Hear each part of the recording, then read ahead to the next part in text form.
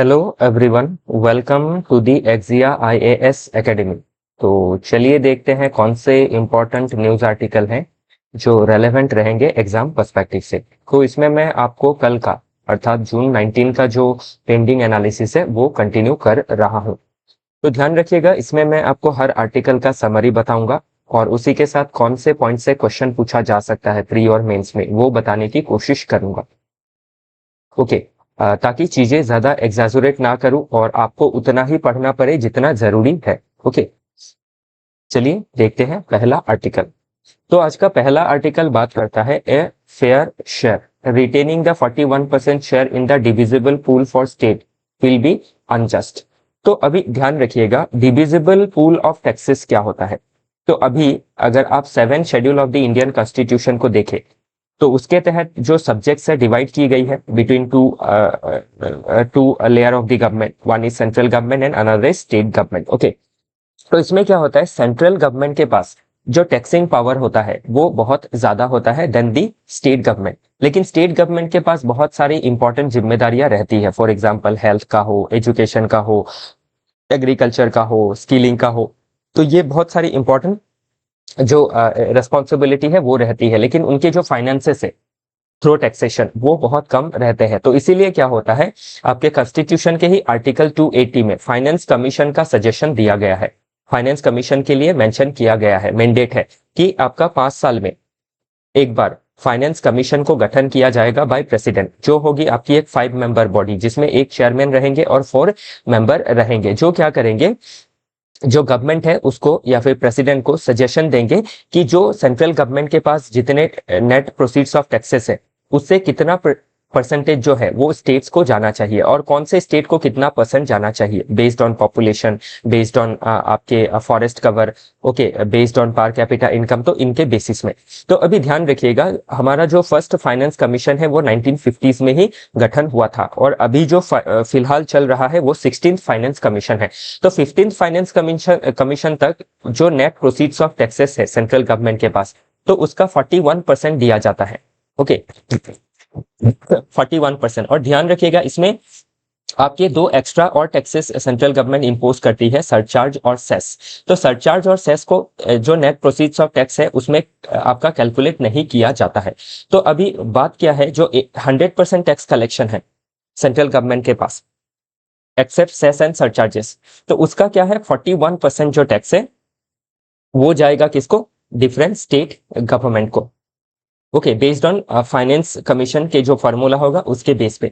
तो अभी different state क्या कर रही है, ये डिमांड कर रही है कि 41% जो शेयर ऑफ टैक्सेस है वो काफी नहीं है, क्योंकि स्टेट के पास बहुत ज्यादा जिम्मेदारियां होती है, स्टेट को बहुत ज्यादा खर्चा उठाना पड़ता है ओवरऑल जो स्टेट का पॉपुलेशन है।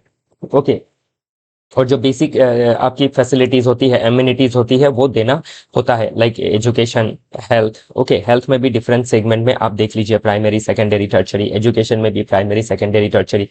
तो स्टेट का और इसके अलावा भी और डिफरेंट जो वर्क्स होते हैं स्टेट के वो स्टेट को करना पड़ता है। तो इसके लिए स्टेट्स डिमांड कर रही हैं कि उनके पास जो फाइनेंसेस है वो बहुत ही कम है। तो इसीलिए क्या करना है, जो आपका फाइनेंशियल रिवोल्यूशन है as per finance commission suggestion उसको बढ़ाना है, 41 से उसको 50, मोर देन 50 किया जाना चाहिए। तो वही बात इसमें मेंशन की गई है।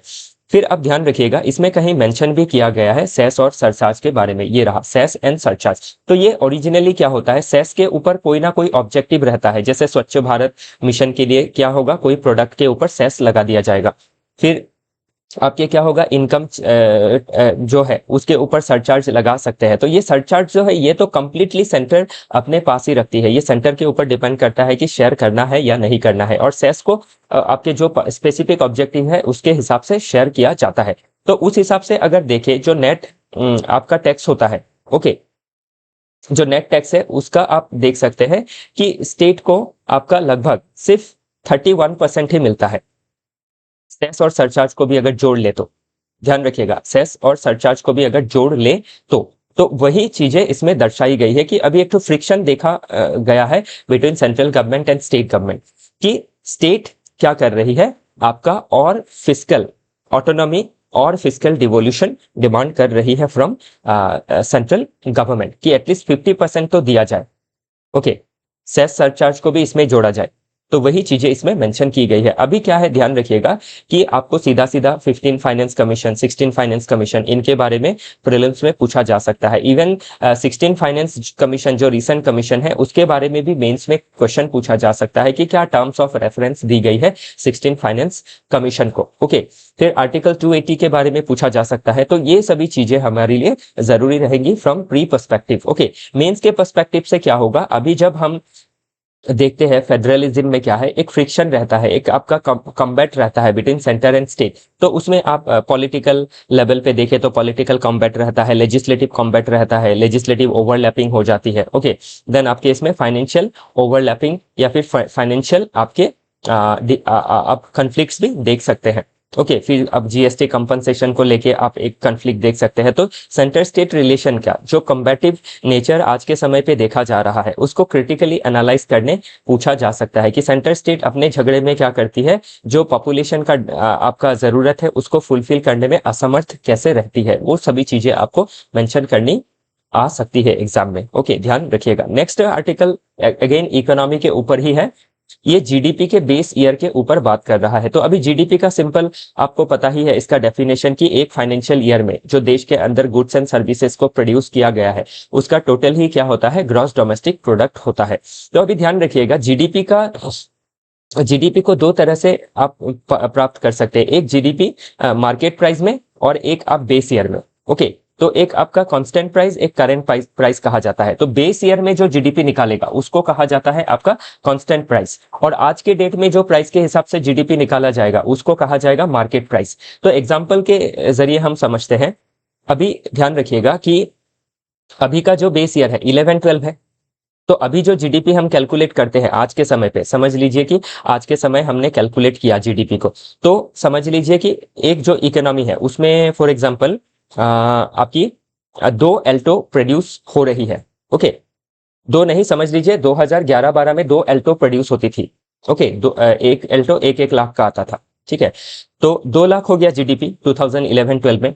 और अभी अगर देखें 2025 में, तो अभी क्या हो रहा है, 2 लाख ही जीडीपी है, लेकिन जो एल्टो का प्रोडक्शन है एक हो गया है, दो नहीं है, एक एल्टो प्रोड्यूस हुआ है। ओके, पहले दो था 11-12 में, तब 2 लाख जीडीपी था 2 एल्टो का। अभी जीडीपी कितना है, अभी भी 2 लाख है, लेकिन अभी एक एल्टो का है, एक एल्टो कम हो गया है। तो ये क्या है, आपको ऐसा लगेगा कि देश में जीडीपी ग्रो कर रहा है, प्रोडक्शन, गुड्स एंड सर्विसेज का प्रोडक्शन हो रहा है, लेकिन जो प्रोडक्शन है वो घट चुका है। ओके, 2 एल्टो से एक एल्टो हो गया है, तो हमें एक एल्टो का प्राइस ही पकड़ना पड़ेगा। मतलब जीडीपी अगर हम आज के प्राइस में देखें तो हमें लगेगा कि आपका बढ़ा हुआ है। ओके, लेकिन अगर आप पुराने हिसाब से देखेंगे तो आपको लगेगा कि जीडीपी, जो रियल पिक्चर है जीडीपी का, वो आप किस में पा सकते हैं, बेस ईयर में पा सकते हैं, अर्थात आपके कांस्टेंट प्राइस में, जो कांस्टेंट प्राइस है उसमें आप जीडीपी को प्राप्त कर सकते हैं।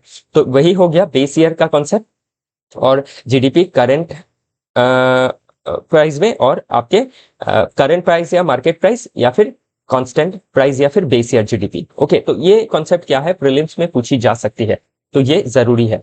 ओके, तो इसीलिए क्या होता है, बेस ईयर जो आज का इकोनॉमी है उसके हिसाब से नहीं पकड़ा जाता है, उससे 4-5 साल 10 साल पुराना पकड़ा जाता है, क्योंकि इन्फ्लेशन को एडजस्ट करना होता है। ओके, तो अभी इसमें आप देख सकते हैं कि पहला बेस ईयर क्या था, अभी का बेस ईयर क्या है, ये पूछा जा सकता है। 11-12 अभी का बेस ईयर है। तो अभी नेक्स्ट हमें बेस ईयर कौन सा बनाना है, 22-23 बनाना है। अब देख सकते हैं 10-10 साल में क्या है, बेस ईयर को चेंज किया गया है, कभी थोड़ा कम ज्यादा भी हो सकता है। तो ये चीजें क्या है, आपको प्रीलिम्स में पूछी जा सकती है।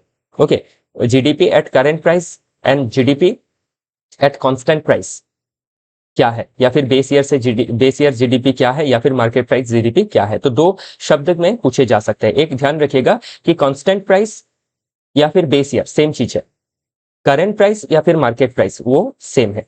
ओके, तो ये दो कॉन्सेप्ट आपको पूछे जा सकते हैं। और ओवरऑल आपको क्या है, मेंस में जब क्वेश्चन आपको लिखना होता है तो जीडीपी के ऊपर, कि जीडीपी को हम कैसे बढ़ा सकते हैं, जीडीपी के लिए डेवलपमेंट, जीडीपी कैसे आपका डेवलपमेंट इंश्योर कर सकता है। ओके, जीडीपी इंश्योर करने के लिए जो डिफरेंट सेगमेंट है, सेक्टर्स है, agriculture, forestry, fishing, manufacturing, trade, hotel, restaurant, इनको हम कैसे आगे बढ़ा सकते हैं।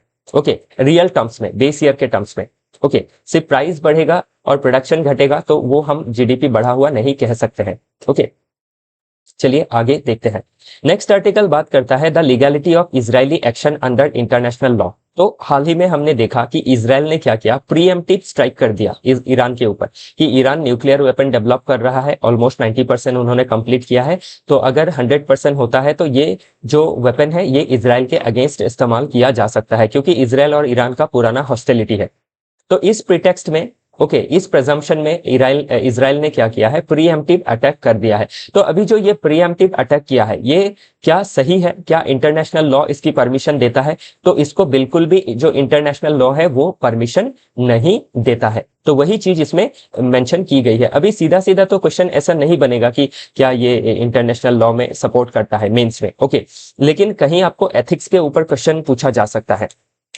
कभी आपको प्रीलिम्स में इस तरीके के क्वेश्चंस बन सकते हैं। तो उसमें क्या करना है, आपको स्टेटमेंट को फाइंड आउट करना जरूरी रहेगा। और एथिक्स में आपको बताना जरूरी रहेगा कि एक नेशन सेल्फ डिफेंस के लिए अटैक करती है तो ठीक है, जब कोई अदर पार्टी अटैक करता है तो, लेकिन किसी ने अटैक नहीं किया, किसी के ऊपर स्पेक्यूलेशन लगा के प्रिजम्पशन लेके प्रीएम्प्टिव स्ट्राइक करना, ये इंटरनेशनल लॉ के तहत ये जस्टिफाइड नहीं है। अगर आप इधर देखें कि आप लीगल डॉक्ट्राइन अगर देखें तो आप 3-4 चीजें इसमें मेंशन की गई है, तीनों पॉइंट में इलीगल है जो एक्शन है। तो स्ट्रिक्ट सेल्फ डिफेंस जो लिया गया है, लीगल डॉक्ट्रिन लिया जा सकता है, लेकिन इसमें क्या किया है, only after actual arm attack, अगर एक्चुअल आर्म अटैक होता है। लेकिन इजराइल क्या क्लेम कर रहा है, no attack from Iran occurred, कोई अटैक हुआ ही नहीं है इजराइल के ऊपर, इट मीन्स इलीगल है। फिर प्रीएम्प्टिव जो सेल्फ डिफेंस उन्होंने दिखाया है, इमिनेंट अटैक किया है। क्यों किया है कि Iran nuclear capability is not eminently weaponised. तो क्या है, उन्होंने ईरान ने अपना जो न्यूक्लियर वेपन है उसको अभी तक जो डेवलप हो रहा है उसको वेपनाइज नहीं हुआ है अभी तक। फिर भी प्रीएम्प्टिव स्ट्राइक किया है फॉर सेल्फ डिफेंस, ये भी इलीगल है एज पर इंटरनेशनल लॉ। फिर आपका प्रिवेंटिव जो वार है, तो ये अटैक में ऑकर इन डिस्टेंट फ्यूचर, तो डिस्टेंट फ्यूचर में अटैक किया जा सकता है प्रिवेंट करने के लिए। तो अभी आप इसमें देखें कि डिस्टेंट फ्यूचर में ऐसा कोई अटैक की संभावना आपका नहीं देखा गया है, या फिर ईरान ने भी ऐसा कुछ नहीं दर्शाया है। तो ये भी क्या करता है, वायलेट करता है इंटरनेशनल लॉ को। मतलब जो इजराइल कर रहा है ईरान के ऊपर, वो उनके नेशनलिज्म के हिसाब से ठीक हो सकता है, लेकिन इंटरनेशनल लॉ के हिसाब से, ह्यूमैनिटी के एंगल से, एथिक्स के एंगल से ये सही नहीं है। तो ये चीजें पूछी जा सकती है, ध्यान रखिएगा। थोड़ा बहुत इसमें जो आपके आर्टिकल्स मेंशन किए गए हैं आपका यूएन चार्टर के हिसाब से, यूएन चार्टर मतलब यूएन का जो कॉन्स्टिट्यूशन है, तो इसमें आपका पहला तो आर्टिकल 2 सब क्लॉज 4 कहता है कि प्रोहिबिट द थ्रेट और use of force by one state against another. तो प्रोहिबिट करना है, जो थ्रेट है उसको प्रोहिबिट कर सकते हैं अगेंस्ट वन अनदर। आर्टिकल 51 कहता है allows force only in self defence. इसमें आर्टिकल 51 कहता है कि सेल्फ डिफेंस में ही की जा सकती है attack, only if N arm attack occurs, अगर सिर्फ आर्म अटैक ऑकर होता है तो ही। तो इसीलिए अभी क्या करना है, जो आपका फोर्स है उसको इस्तेमाल नहीं किया जा सकता है। ये प्रोहिबिशन के बारे में मेंशन किया गया है इन डिफरेंट आर्टिकल में। ध्यान रखिएगा, ठीक है। बाकी ये चीजें हम जब आईआर को पढ़ाते हैं क्लासरूम में तो ये चीजें हम डिस्कस करते हैं, इवन के जो चार्टर है उसमें क्या मेंशंस की गई है। तो ये आर्टिकल 51 पूछा जा सकता है एग्जाम में। तो एक्चुअल अगर वार होता है तो अलग बात है, वरना प्रोहिबिट करना चाहिए। चलिए आगे देखते हैं।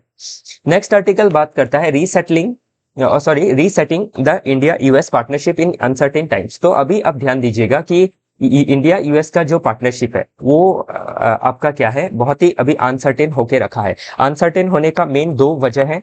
नंबर 1 जो इकोनॉमिक आप कह सकते हैं कि सैंक्शंस लगाए जाते हैं बाय यूएसए अंडर काटसा लॉ, कि ईरान से हमने रिलेशन रखा तो वो हमारे ऊपर सैंक्शन लगाएंगे, या फिर रशिया से रिलेशन रखा तो सैंक्शंस लगाएंगे। हालांकि अभी उसमें ईज दिया गया है, मतलब छूट दी गई है हमारे लिए। लेकिन बाकी 2 और मुद्दे क्या है, नंबर 1 जो इमिग्रेशन का इशू है। जिस तरीके से यूएसए क्रैकडाउन कर रहा है इमिग्रेशन के ऊपर, वीजा के ऊपर रेस्ट्रिक्शंस लगा रहा है, जो हमारे इंडिया के डायस्पोरा जो पढ़ने जाते हैं या वर्क करने जाते हैं। एंड थर्डली क्या है, जो आपका टैरिफ वार छेड़ा हुआ है बाय यूएसए। हाल ही में एग्जाम्पशन दिया है, लेकिन वो एग्जाम्पशन जल्द ही खत्म होने वाला है। तो ये सभी चीजें क्या कर रही है, एक अनसर्टेनिटी को दर्शा रही है। तो यूएस जैसे जो आपके एक सुपर पावर नेशन है, इनके साथ रिलेशन का अनसर्टेनिटी होना दोनों ही देश के लिए सही नहीं है। इंडिया एक एमर्जिंग इकोनॉमी है, ओके, और यूएसए एक पावरफुल नेशन है। तो दोनों ही देश क्या कर सकते हैं, एक दूसरे से मदद ले सकते हैं, म्यूचुअली बेनिफिट कर सकते हैं। तो वही कैसे हम रिलेशन सुधार सकते हैं। ओके, हाल ही में जो पीएम साहब ने जो विजिट किया था, उसमें आपका मिशन 500 क्या है। ओके, फिर हम क्रिटिकल मिनरल के सेगमेंट में हम कैसे उनके साथ जुड़ रहे हैं। तो ये सभी चीजें देखनी जरूरी रहेंगी। बाकी इसमें थोड़ा हिस्ट्री दिया गया है कि 1947 से लेकर 1998 तक हमारा म्यूचुअल डिस्ट्रस्ट बना हुआ था, क्योंकि 47 से हमने नॉन अलाइनमेंट पॉलिसी लिया था, यूएसए को सपोर्ट नहीं किया था। ओके, उनके कोल्ड वार जो आपका कैंप पॉलिटिक्स या फिर आपका ग्रुप पॉलिटिक्स जो था, या फिर अलायंस का जो पॉलिटिक्स था, उसमें हमने सपोर्ट नहीं किया था। तो उन्होंने क्या किया, पाकिस्तान के साथ अपनी प्रॉक्सिमिटी बढ़ाई और जम्मू कश्मीर के मामले में पाकिस्तान को सपोर्ट किया। तो इन सभी चीजों से एक डिस्ट्रेस बढ़ा। उसके बाद हमने जब 74 में 98 में न्यूक्लियर टेस्ट किया, उन्होंने हमारे ऊपर सैंक्शंस लगाए। लेकिन 1998 के बाद जो रिलेशन है वो बहुत हद तक ठीक हुआ, क्योंकि 2001 में यूएसए में टेररिस्ट ने अटैक कर दिया था। तो तभी यूएसए को ये चीजें समझ में आई कि जो इंडिया है वो भी टेररिज्म से जूझ रहा है। ओके, टेररिज्म के खिलाफ जूझ रहा है। तो इससे अभी क्या है, दोनों के बीच में एक ऐसा कॉमन ग्राउंड है जिससे क्या कर सकते हैं, दोनों पार्टनरशिप कर सकते हैं अगेंस्ट टेररिज्म, अगेंस्ट आपके defence partnership, not against defence partnership, defence collaborations, ये सभी वो कर सकते हैं। तो इन सभी चीजों को आप लिख सकते हैं कि कैसे हमने 2008 से 20 तक पार्टनरशिप किया। लेकिन अभी जो डोनाल्ड ट्रंप का सेकंड एरा है, ओके, उसमें क्या है, प्रॉब्लम्स देखी जा रही है, स्पेशली इमिग्रेशन को लेके, ट्रेड टेंशंस को लेके। ओके, फिर पाकिस्तान के साथ जो आपकी कोलैबोरेशन देखी गई है बाय यूएसए। तो ये सभी चीजें क्या है, जो टेंशन है उसको थोड़ा बहुत बढ़ा रही है। तो इन सभी चीजों को मिटिगेट करना जरूरी है। ओके, तो बाकी चीजें आप पढ़ेंगे तो आपको समझ में आएंगे। नेक्स्ट आर्टिकल बात कर रहा है, why are oil prices rising amid Iran Israel war. Okay, अभी ध्यान रखिएगा, जो मिडिल ईस्ट है वो ऑयल रिच है। ओके, अभी ईरान बहुत ज्यादा ऑयल सप्लाई करता है, इराक है, कुवैत है, बहरीन है, ओके, कतर है।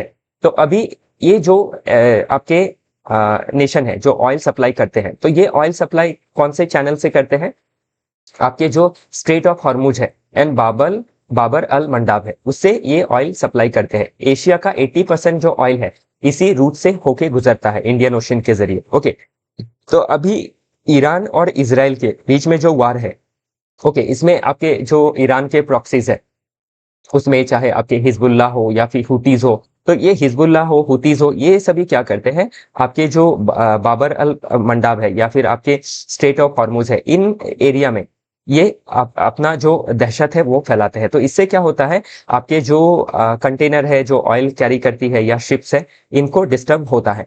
ओके, और इससे क्या होता है, जो इंटरनेशनल मार्केट में ऑयल का प्राइस है वो सर्ज होता है। और ऑयल का प्राइस सर्ज होते ही, क्योंकि ऑयल हर चीज में आपका इस्तेमाल होता है, ट्रांसपोर्टेशन में, मशीन चलाने में, तो इससे क्या होता है, एक देश की इकोनॉमी में नेगेटिव इंपैक्ट पड़ता है, प्राइस राइज होना, ओके, डिमांड गिरना। तो ये सभी चीजें आप देख सकते हैं। ओके, तो वही चीज इसमें मेंशन की गई है कि इंटरनेशनल लेवल में कोई अफेयर्स होता है नेगेटिव पॉजिटिव, तो उससे डोमेस्टिक लेवल पे कैसे इंपैक्ट पड़ सकते हैं। तो एग्जाम में क्वेश्चन पूछा जा सकता है। तो अभी इसमें स्ट्रेट ऑफ हॉर्मुज क्या है, बाबर अल मंडाब क्या है, कौन सा किसको कनेक्ट करता है, ये सभी चीजें पूछी जा सकती है। जैसे स्ट्रेट ऑफ हॉर्मुज जो है वो कनेक्ट करता है Persian gulf to Arabian sea and further Indian ocean. तो इसको अभी क्या करना है, ध्यान से देखना है आपको मैप में। ओके, मैंने मैप नहीं दिखाया इसमें, आपको मैप में देखना है, मैं जस्ट आइडिया बता रहा हूँ।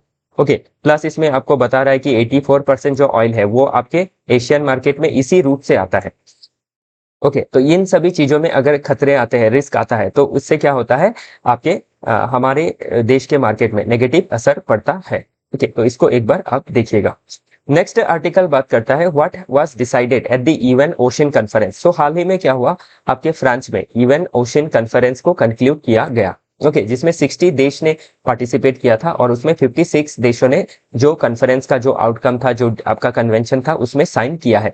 तो अभी इसमें आपका बेसिकली क्या इसका आउटकम रहा है। ओके, ध्यान रखिएगा, biodiversity beyond national jurisdiction agreement हुआ है। ओके, ताकि मराइन कंजर्वेशन की जा सके। तो अभी बायोडाइवर्सिटी बियॉन्ड नेशनल जुरिस्डिक्शन क्या होता है, तो अभी आपको पता ही है, यूएन क्लॉज है। ओके, यूएन क्लॉज के तहत आपका जो 1982 में आया था। तो यूएन क्लॉज के तहत क्या होता है, एक देश का जो बेस लाइन है, जैसे इंडिया का जो बेस लाइन है, उससे इंडिया इंडियन ओशन में कितना तक क्लेम कर सकता है, 200 नॉटिकल माइल तक। लेकिन 200 नॉटिकल माइल के बाद हाई सी जोन आ जाता है। तो ये हाई सी जोन जो है वो क्या है, ग्लोबल कॉमन है, वो किसी देश के अंदर नहीं आता है, किसी देश के जुरिस्डिक्शन में नहीं आता है। तो अभी उस एरिया को कौन कैसे एक्सप्लोर कर रहा है, ओके क्या पोल्यूशंस हो रहे हैं, मैराइन जो बायोडाइवर्सिटी है उस पर क्या नेगेटिव इम्पैक्ट पड़ रहा है, तो उसको टेकल करना जो जिम्मेदारी है वो इंटरनेशनल कम्युनिटी का है। तो इसीलिए क्या है, ये जो यूएन ओशन कॉन्फ्रेंस है जो फ्रांस में हाल ही में कंक्लूड हुआ है, तो इसमें ये बात कही गई है कि जो बायोडाइवर्सिटी है beyond national jurisdiction means more than 200 nautical mile के बाद, उसमें एग्रीमेंट जरूरी है ताकि मैराइन कंजर्वेशन किया जा सके। ओके, तो ध्यान रखिएगा। तो ये अभी कंक्लूड हुआ है, तो इसमें डिस्कशन हुआ है यूएन ओशन कॉन्फ्रेंस। तो अभी से क्या होगा, आपका कॉप होगा, कॉन्फ्रेंस ऑफ पार्टीज होगा, किसके लिए, स्पेशली फॉर आपके हाई सी के लिए। ओके, तो अभी जो पहला कॉप होगा, ये तो पहला डिस्कशन हुआ कि कॉप करना है, तो अभी पहला कॉप 2026 में ये होगा। ओके, तो अभी क्या है, एग्जाम के लिए, प्रीलिम्स के लिए ये इंपॉर्टेंट हो जाएगा। प्लस आपका ये चीज भी पूछा जा सकता है मेंस में, बायोडाइवर्सिटी बियॉन्ड नेशनल जुरिस्डिक्शन को प्रोटेक्ट करने के लिए कौन से इंटरनेशनल एक्शन लिए गए हैं, ध्यान रखिएगा। ओके, तो ये सभी चीजें इसमें एक बार पढ़ेंगे तो आपको समझ में आ जाएंगी। ओके, चलिए देखते हैं नेक्स्ट आर्टिकल। नेक्स्ट आर्टिकल बात करता है unfinished business of gender parity in India. तो जेंडर पैरिटी के लिए, इट मीन जेंडर इक्वालिटी के लिए, इक्विटी के लिए, जस्टिस के लिए अभी भी जो अनफिनिश्ड बिजनेस है उसको पूरा करना जरूरी है। ओके, तो अभी क्या है, ध्यान रखिएगा, जो डेमोक्रेसी है, तो डेमोक्रेसी तो सिर्फ मर्दों के लिए नहीं है, ओके, या फिर सिर्फ मेल के लिए नहीं है। डेमोक्रेसी मीन्स क्या है, मेल फीमेल, ओके, गरीब अमीर सभी के लिए डेमोक्रेसी है, और सभी का राइट्स इसमें एंश्योर होना चाहिए, इक्वल पार्टिसिपेशन एंश्योर होना चाहिए। तो हमने देखा ही है, पहले आपके पॉलिटी में पढ़ाई है कि 73rd and 74th constitutional amendment के तहत 33% रिजर्वेशन वुमेन को एंश्योर किया गया है इन लोकल बॉडीज, म्युनिसिपैलिटी एंड आपके अर्बन पंचायत में। लेकिन अभी बात क्या है कि आपका जो पार्लियामेंट में जो और स्टेट लेजिस्लेटिव असेंबली में 33% रिजर्वेशन के लिए जो 106th कॉन्स्टिट्यूशनल अमेंडमेंट लाया गया 2023 में, जिसको नारी शक्ति वंदन अधिनियम कहा जाता है। Okay, just a minute.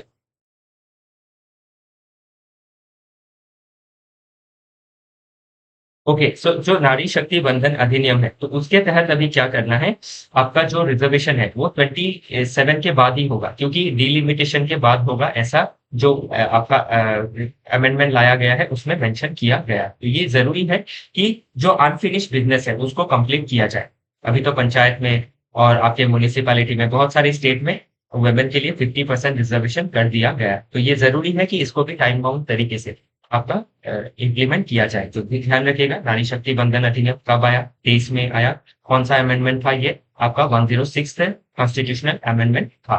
फिर इसके साथ भी आप अगर इकोनॉमिक, ये तो पॉलिटिकल हो गया। ओके, तो अभी सिर्फ पॉलिटिकल पार्टिसिपेशन से आपका सीधा पॉलिटिकल पार्टिसिपेशन एक इंसान का होना थोड़ा मुश्किल हो जाता है। ओके, क्योंकि एक इंसान जब तक इकोनॉमिकली फ्री नहीं होता है, ओके, तो जरूरी है कि लोगों को कमाना भी जरूरी रहेगा। तो जो आपकी वुमेन है उनको इकोनॉमी में भी पार्टिसिपेशन दिलवाना पड़ेगा। जब लोग पैसे कमाएंगे तो उनका खुद का डिसीजन मेकिंग पावर होगा, किसी के ऊपर उनको डिपेंडेंट नहीं होना होगा। ओके, तो वो भी जरूरी है। ओके, अभी फीमेल लेबर फोर्स पार्टिसिपेशन के लिए या फिर वर्क फोर्स पार्टिसिपेशन के लिए एजुकेशन देना, स्किल देना भी जरूरी रहेगा। तो वो सभी चीजें इसमें मेंशन की गई है, एक बार आप इसको देख लीजिएगा। ओके, चलते हैं अगले आर्टिकल की ओर। होपफुली ये लास्ट आर्टिकल है। तो an age for worrying about age. तो आज का जो एज है वो चिंता क्या कर रहा है कि फ्यूचर में क्या प्रॉब्लम हो सकता है। ओके, क्यों ये चिंता क्यों आई है, क्यों, ध्यान रखिएगा कि आपका आज के समय पे अगर देखें तो पॉपुलेशन बहुत ज्यादा बढ़ा हुआ है हमारे देश, और बढ़ा हुआ पॉपुलेशन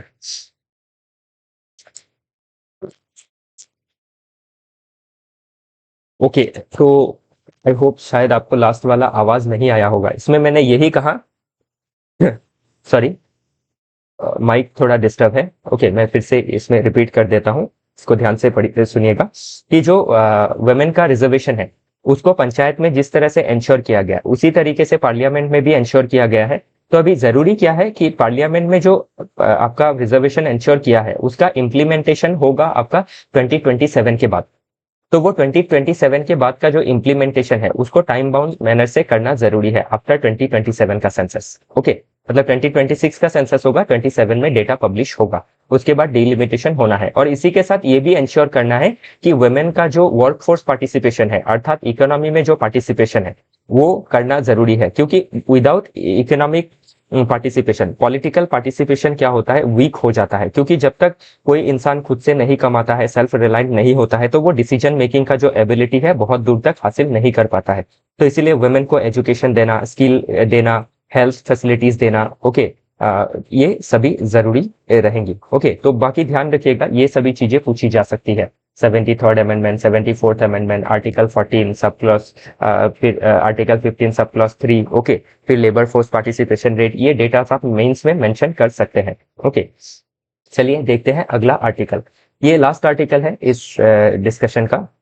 ओके, तो इसमें मेंशन ये किया गया है कि अभी हमारे देश में डेमोग्राफिक डिविडेंड का सर्ज होके रखा है, मतलब पॉपुलेशन बहुत हाई है और उस हाई पॉपुलेशन में जो यंग पॉपुलेशन है वो सबसे ज्यादा है। तो यंग पॉपुलेशन का होना मतलब क्या, मार्केट में आपका वर्क फोर्स ज्यादा होना, मतलब उससे हम क्या कर सकते हैं, बहुत ज्यादा आपका जो लेबर है, वर्कर है, उनको काम में लगा सकते हैं। ओके, और जो अगर काम में लगे तो उनके पास जब इनकम होगा तो उससे क्या है, मार्केट में डिमांड का सर्च होगा। ओके, वैसे भी हमारा मार्केट क्या है, एक कंज्यूमरिस्टिक मार्केट है कि बहुत ज्यादा हम कंज्यूम करने के लिए, हर चीजों के लिए, गाड़ी हो, बंगला हो, या फिर मोबाइल फोन हो, कुछ भी छोटा से बड़ा चीज तक कंज्यूम करने के लिए लोग बहुत है। मतलब क्या है, आपका कंज्यूमर मार्केट है।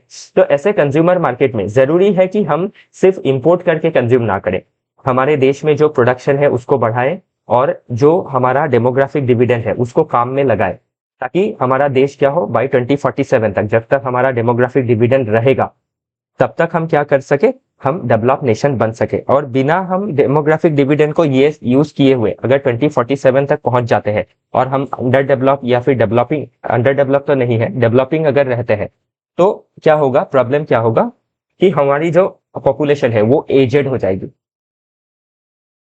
ओके, तो उसमें क्या होगा, फिर से आपका टेंशन हो जाएगा कि इतने लोगों को केयर कैसे करना है, क्योंकि लोगों को हमने काम में नहीं लगाया। तो वही चीज इसमें कही गई है कि अभी हमें क्या करना है, जो पॉपुलेशन है उनको जॉब देना है। तो देख सकते हैं ग्राफ नीचे है, तो जॉब अनमेट होके रखा है, उसको मेट करना है, पर कैपिटा इनकम को बढ़ाना है। ओके, ताकि एजिंग जो पॉपुलेशन आने वाली जनरेशन में जो आपकी जो फ्यूचर में जो अभी की पॉपुलेशन है वो जो एजेड होंगे वो खुद का केयर खुद ले सकेंगे। ओके, तो उसके लिए गवर्नमेंट को सोचना जरूरी है। तो इसका एक सोल्यूशन क्या है, इकोनॉमिक डेवलपमेंट को एंश्योर करना in primary, secondary and tertiary sector. इसी के साथ स्किल देना, रीस्किलिंग करना, बेटर एजुकेशन देना। ओके, तो इन सभी चीजों में ध्यान देना होगा। और इन फ्यूचर के लिए क्या ध्यान देना होगा, ताकि हम इन फ्यूचर में जेरियाटिक केयर को, मीन्स ओल्ड एज केयर को और बढ़ा सके। ओके, पेंशन के स्कीम्स अभी से देने होंगे, इंश्योरेंस के स्कीम अभी से देने होंगे। तो वही चीजें इसमें कही गई है। तो ये आपके जेरियाटिक केयर के बारे में पूछा जा सकता है, कैसे डेमोग्राफिक जो डिविडेंड है वो प्रॉफिट की जगह डिजास्टर में तब्दील हो सकता है, उसके लिए आपको क्या सजेशन देना है। तो ये सभी चीजें पूछी जा सकती है और पूरा सजेशन इसमें मेंशन किया हुआ है, एक बार आप देख लीजिएगा। इसी के साथ आज का जो डिस्कशन है वो समाप्त होता है।